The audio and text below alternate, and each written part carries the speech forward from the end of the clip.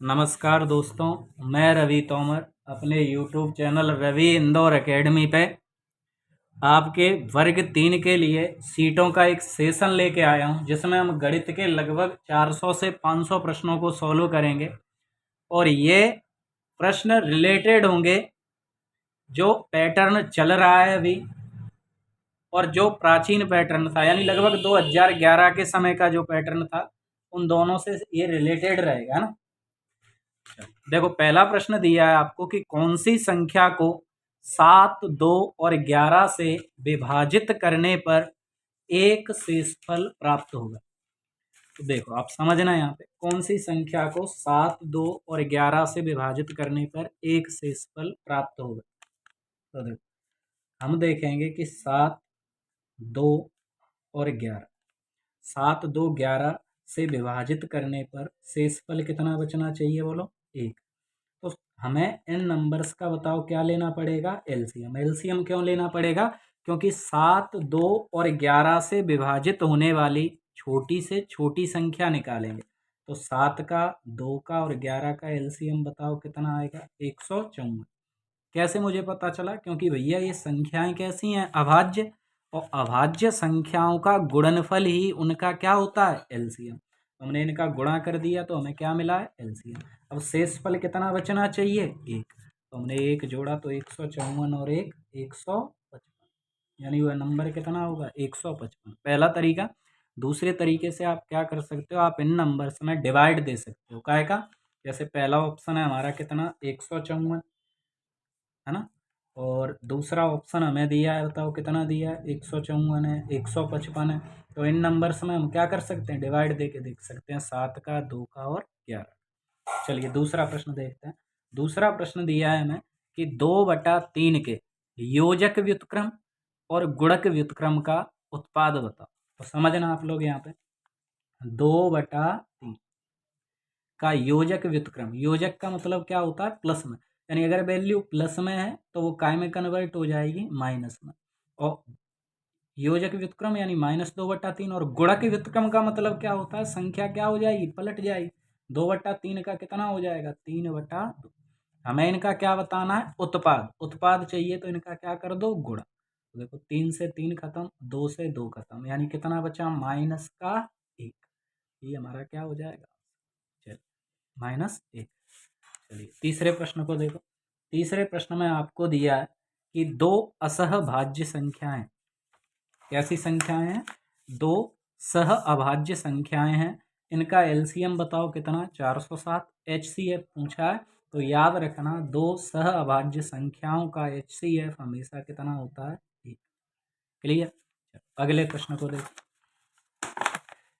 ये 4 विकल्प दिए हैं और इन 4 विकल्पों में से आपको बताना है कि कौन सा विकल्प असत्य। तो पहला विकल्प दिया है कि प्रत्येक अपरिमेय संख्या एक वास्तविक संख्या होती है। बिल्कुल सत्य बात है, हर अपरिमेय संख्या कैसी होगी, वास्तविक। प्रत्येक पूर्णांक संख्या भी क्या होती हैं, वास्तविक। आप जितनी भी संख्याएं पढ़ते हो वो सारी की सारी संख्याएं कौन सी हैं, वास्तविक। अब यहाँ पे देखो क्या लिखा है, रूट के अंदर 2, और बोल रहा है कि ये परिमेय संख्या है। अगर कोई वैल्यू रूट से बाहर नहीं निकल रही तो वो परिमेय नहीं होगी, वो कौन सी संख्या होगी, अपरिमेय। तो हमें असत्य बताना था, बोलो कौन सा ऑप्शन असत्य हो जाएगा हमारा, तीसरा। कोई दिक्कत नहीं। अब हमें ये अगला प्रश्न दिया है, √2 = 1.4, और हमसे पूछा है उसने √50 - √80। समझना यहाँ पे, ये दिया हमें √2 = 1.4, और हमसे पूछा है उसने √50 - √80, पूछा है कि नहीं। तो इसे हम क्या लिख सकते हैं, 25 दूनी 50। इसे हम क्या लिख सकते हैं, 9 दूने 18। 25 बोलो काय का वर्ग होता है, 5 का। यहाँ पे क्या बचा, √2 माइनस 9 काय का वर्ग होता है, 3 का। यहाँ पे क्या बचा, √2। तो 5 में से 3 गए तो बोलो क्या बचेंगे, 2√2। और हमें पता है भैया, √2 की जगह क्या लिख सकते हैं, 1. 14 दूनी 28। यानी 2.8 क्या हो जाएगा हमारा, 2.8 क्या हो जाएगा आंसर। चलिए ये प्रश्न देखो, 480 के गुणनखंडों की संख्या ज्ञात करो। 480 के कुल गुणनखंडों की संख्या ज्ञात करो। तो देखो जब भी ये प्रश्न आएगा कैसे करेंगे, 480 है, 480 के सभी गुणनखंड बताने हैं, तो हमें इनके क्या बनाने पड़ेंगे, फैक्टर। ये 240, ये 120, ये 60, 30, 15, 3 से ये 5 और 5 से ये 1, 5 एकम 5। तो हमने देखा कि भैया 2 हमें कितनी बार मिला है यहाँ पे, 5 बार। तो हम लिखेंगे यहाँ पे 2 की घात 5 गुणा, यहाँ पे देखो 3 कितनी बार मिला है, 1 बार, तो 3 की घात 1 गुणा 5 कितनी बार मिला है, 1 बार, तो 5 की घात 1। जब हमें सभी गुणनखंडों की संख्या बतानी होती है तो हम क्या करते हैं, घातों में 1 जोड़ेंगे, तो 5 और 1 6, 1 में 1 जोड़ोगे तो 1 और 1 2, इस 1 में 1 जोड़ोगे तो 2, इनका गुणा करो तो 6 दूनी 12 और 12 दूनी 24। सभी गुणनखंडों की संख्या कितनी होगी, 24। चलिए अगले प्रश्न पे देखो क्या दिया है हमें कि 3/4, 4/6 और 5/8 इनका एलसीएम ज्ञात करो। तो देखो 3/4 समझना है यहाँ पे, 3/4, 4/6 और 5/8, 3/4, 4/6 और 5/8 इनका हमें क्या चाहिए, एलसीएम। जब भी एलसीएम देगा तो हमेशा ऊपर के नंबर्स का क्या लेंगे, एलसीएम, और नीचे के नंबर्स का क्या लेंगे बोलो, एचसीएफ। ऊपर के नंबर का एलसीएम और नीचे के नंबर का एचसीएफ। तो एलसीएम लेंगे 3, 4 और 5 का, तो बताओ कितना आएगा, 100। एचसीएफ कितना आएगा इनका, 2। तो हमारा आंसर बताओ कितना बनेगा, क्लियर। इसके बाद ये देखो जो सिंपल प्रश्न होते हैं उनके मैं ऑप्शन नहीं डालता, क्योंकि मुझे ऐसा लगता है कि आपको ये प्रश्न बन रहे होंगे, है ना। ये प्रश्न अच्छा है, काफ़ी बार का आया हुआ प्रश्न है ना। ये दिया हमें देखो 2 की घात 13 प्लस 2 की घात 14 प्लस 2 की घात 15 प्लस 2 की घात 16 प्लस 2 की घात 17। क्लियर, ये प्रश्न दिया। तो हम क्या करेंगे, इसमें से 2 की घात 13 को क्या ले लेंगे, कॉमन। 2 की घात 13 को कॉमन लेंगे तो यहाँ पे क्या बचेगा, 1, प्लस यहाँ पे 2 की घात कितनी बचेगी, 1, प्लस यहाँ पे 2 की घात 2, यहाँ पे 2 की घात 3 और यहाँ पे 2 की घात, ये बचेगा। अब यहाँ से देखो क्या होगा, 2 की घात 13 गुणा, यहाँ पे देखो ये कितना होगा, 1, प्लस 2 की घात 1 यानी कितना होगा, 2, प्लस 2 की घात 2 यानी 4, 2 की घात 3 यानी कि 8 और 2 की घात 4 यानी कि 16। क्लियर, आप इन्हें जोड़ लो, क्या लिखोगे, 2 की घात 13 गुणा, इन्हें जोड़ा तो 16 और 4 20, 16, 16 में ये 4 जोड़ा तो ये कितना हुआ, 20, 8 और 2 10 यानी 30, 30 और 1 31, यानी 2 की घात 13 से काय का गुणा हो रहा है, 31 का। अगर 31 का गुणा हो रहा है तो ये नंबर डिवाइड भी कैसे होगा, 31 से। और अगर 62 का गुणा होता तो ये कैसे डिवाइड होता, 62 से। क्लियर हो रही है बात। ये सवाल यहाँ पे समझ में आ रहा होगा, 1 और 2 3 और 4 7 और 8 15, 15 और 16 कितने बने, 31। तो ये संख्या कितने से डिवाइड होनी चाहिए, 31 से। तो हमने ये ऑप्शन में देखा, आपको दिख रहा होगा ये ऑप्शन कितना दिया है हमें, 31। यही हमारा क्या होगा, आंसर। चलिए अगले प्रश्न पे चलते हैं। देखो ये प्रश्न दिया है हमें, एक धनात्मक संख्या और उसके वर्ग का योग, बोलो कितना दिया गया है हमें, धनात्मक संख्या और उसके वर्ग का योग 156 है।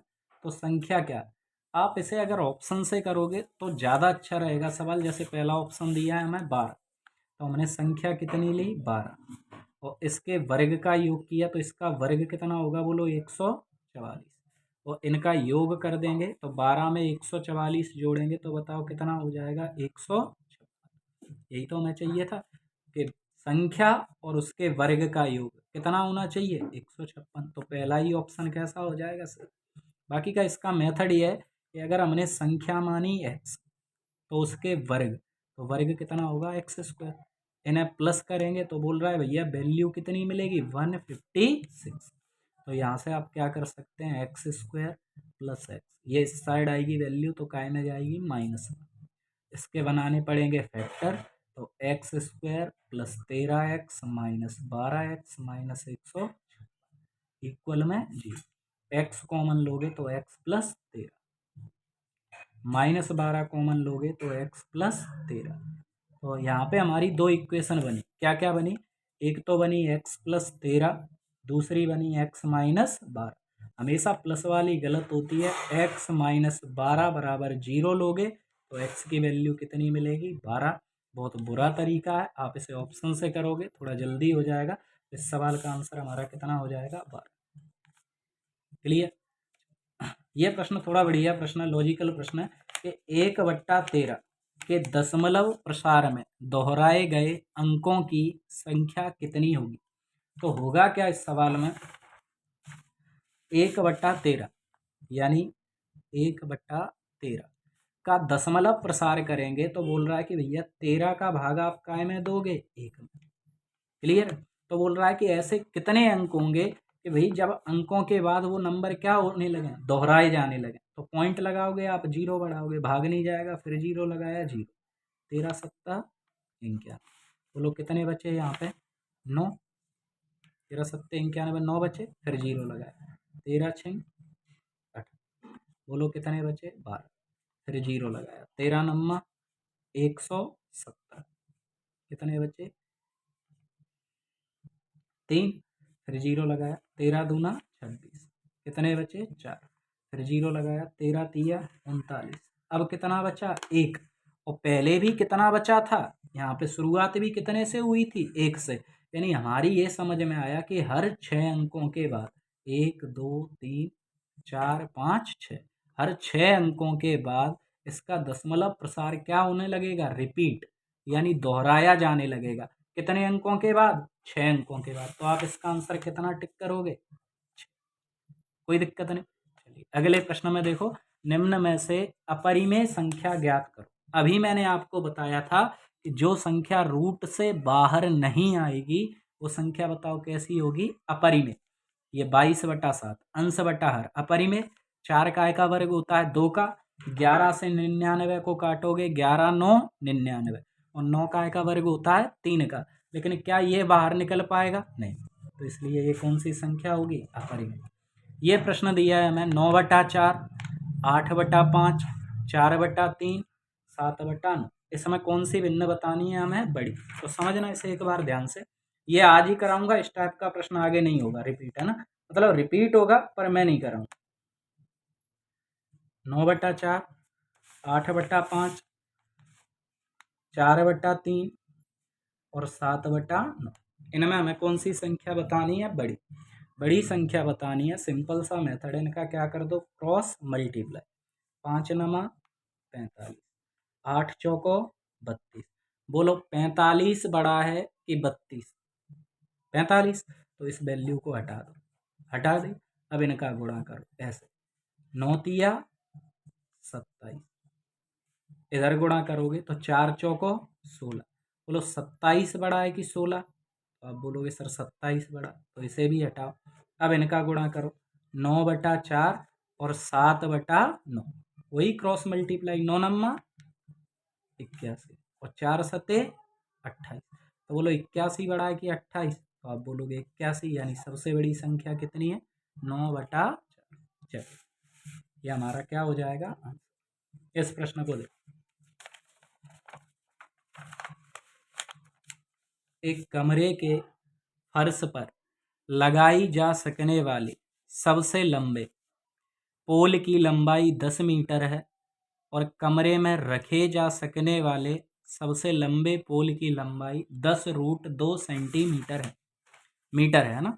तो कमरे की ऊंचाई ज्ञात करो, ये प्रश्न समझना आप लोग एक बार इसे। कमरा कैसा था हमारा, कमरे के फर्श पर। अच्छा, कमरे का दिया नहीं, चलो कोई दिक्कत नहीं।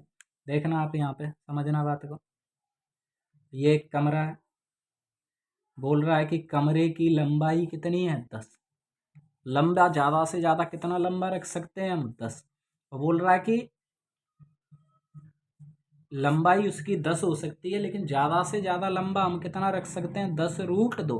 तो आपको पता है ज़्यादा से ज़्यादा लंबा तभी रख सकते हैं जब हम काय के रूप में लिखें, उसे विकर्ण के रूप में। तो ये 10√2 क्या हो जाएगा, विकर्ण। विकर्ण हो जाएगा तो आपको ये वाली भुजा चाहिए, ये वाली। तो आप बहुत ही आसानी से निकाल सकते हो क्या, कर्ण का वर्ग। कर्ण कितना है हमारा 10√2, इसका वर्ग बराबर ऊंचाई को इसे h मान लें। कर्ण का वर्ग बराबर लंब यानी h का स्क्वायर प्लस आधार यानी 10 का वर्ग, 10 का वर्ग। तो इसका 10 का वर्ग कितना होगा 100, √2 का वर्ग कितना होगा 2। तो 100 दूना 200 बराबर यहाँ पे h स्क्वायर प्लस 10 का वर्ग 100। ये 100 इस साइड आएगी तो बताओ क्या हो जाएगी, माइनस, बराबर h स्क्वायर। यानी h की वैल्यू आपको कितनी मिली यहाँ से 100, h स्क्वायर बराबर 100। तो h की वैल्यू कितनी होगी 10। यानी ये ऊंचाई भी बताओ कितनी होगी 10। समझ में आ रही होगी ये बात। ये हमें विकर्ण दिया था 10√2, यहाँ पे ये हमें कितनी दी थी 10। ऊंचाई हमें चाहिए थी, तो कर्ण का वर्ग बराबर लंब का वर्ग प्लस आधार का वर्ग, है ना, लंब का वर्ग प्लस आधार का वर्ग। ये हमने लगा दिया। ऊंचाई हमें कितनी मिल गई 10। अगले प्रश्न को देखो। एक आयत की लंबाई है, वो इसकी चौड़ाई से कितनी अधिक है, 2 सेंटीमीटर। उसने बोला है कि भैया परिमाप कितना है 48। आयत का क्षेत्रफल ज्ञात करो। आपकी मर्जी है, आप उतने तरीकों से इस सवाल को कर सकते हो। समझना, आयत की जो लंबाई है वो चौड़ाई से बताओ कितनी अधिक है, 2 सेंटीमीटर। तो हमने ये देखो, ये तो है लंबाई और ये क्या है, चौड़ाई। लंबाई अगर हमने चौड़ाई x मानी है तो लंबाई कितनी हो जाएगी x प्लस, और आयत का परिमाप क्या होता है 2 गुणा लंबाई प्लस चौड़ाई, बराबर में कितना दिया है 48। तो 2 से इसे काटा, कितनी बार कटा 24 बार। x और x 2x बराबर 24। ये प्लस के 2 इस साइड आएंगे तो बोलो काय की वैल्यू हो जाएगी माइनस की। तो 2x बराबर कितना मिला 22। यानी x की वैल्यू कितनी मिली 11। यानी चौड़ाई है 11 और लंबाई है 11 में 2 जोड़ेंगे तो आयत का क्षेत्रफल बोलो क्या होता है, लंबाई गुणा चौड़ाई। कितना आंसर टिक करोगे आप 143। क्लियर। चौड़ाई को हमने x माना, लंबाई कितनी हो गई x प्लस 2। आयत का परिमाप बोलो क्या होता है 2 गुणा लंबाई प्लस चौड़ाई। चलिए आगे के प्रश्न को देखो। देखो ये दिया है, एक परिवार का बजट है जो कितना दिया है हमें 10,800 रुपये। एक परिवार का बजट 10,800 रुपये, बचत हमसे पूछी है। इसमें थोड़ी सी मिस्टेक हुई है। ये जो परसेंट है ना, परसेंट 50%, 35%, ये दरअसल परसेंट नहीं है, मैंने गलती से लिख दिया था। परसेंट की जगह क्या लिखेंगे हम, डिग्री। ये क्या है, डिग्री। ये 50 डिग्री, ये 35 डिग्री। तो आप इसे थोड़ा करेक्ट करना सीट में, है ना, जल्दी में लिखने में थोड़ी सी गड़बड़ हुई। अब आप समझना, परिवार का पूरा बजट कितना था बोलो 10,800, ठीक है। और उसने हमसे पूछी क्या है, बचत। तो आप इसे देखो गौर से, बचत कहाँ लिखी है, ये लिखी है। बचत कितनी दी है 35%। लेकिन मैंने आपको बताया है कि भैया परसेंट मुझसे गलती से लिखा है, क्या दिया है 35 डिग्री। और डिग्री को जब हम हटाते हैं तो यहाँ पे बटे में कितना रखेंगे बोलो, पूरा कितने डिग्री का एंगल बनता है 360 का। तो बटे में 360 रखा। जीरो से ये जीरो कटा यहाँ पे, ठीक है। यहाँ से देखो आप काट लो इसे, 18 से 2 बार, 18 से ये कितनी बार कटा, 18 छक्का 108, 60 बार। 2 से फिर काटा इसे, 2 तिया 30 बार। गुणा कर लो यहाँ से, तो 0 3 बचे 15, 3 तिया 9 और 1 10।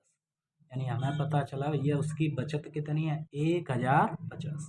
कोई दिक्कत नहीं। ये प्रश्न आपके लिए, उसने बोला है ए और बी विषम संख्या है, तो निम्न में से कौन सी संख्या सम है। तो ऐसे प्रश्न जब भी आए ना, आप अपने मन से तुम्हारा जो मन करे वो वैल्यू रखो। ए बराबर आप कोई भी विषम संख्या मान लो 3, बी बराबर मैंने कितना माना 19। तो बोल रहा है कि ए और बी विषम संख्याएं, तो कौन सा ऑप्शन सही होगा। तो दो विषम संख्याओं को आप जब भी जोड़ोगे हमेशा क्या मिलेगा, सम। अगर ए भी विषम है और बी भी विषम है तो आप इन्हें जोड़ दो, ए प्लस बी हमेशा कैसा मिलेगा आपको, सम। इनका रिजल्ट, इनका परिणाम हमेशा कैसी संख्या मिलेगा, सम। चलिए आज के लिए इतना काफ़ी है, अगली सीट अपन कल करेंगे, है ना। अभी शुरुआत है इसकी, तो अगर कोई गड़बड़ लगे, आपको समझने में कोई समस्या आ रही हो, आवाज़ की कोई प्रॉब्लम आ रही हो, तो आप कमेंट करें, जिससे क्या आगे थोड़ी सी सहूलियत मिलेगी आपको, है ना, इसे करने। ठीक है, मिलते हैं अपन कल, है ना।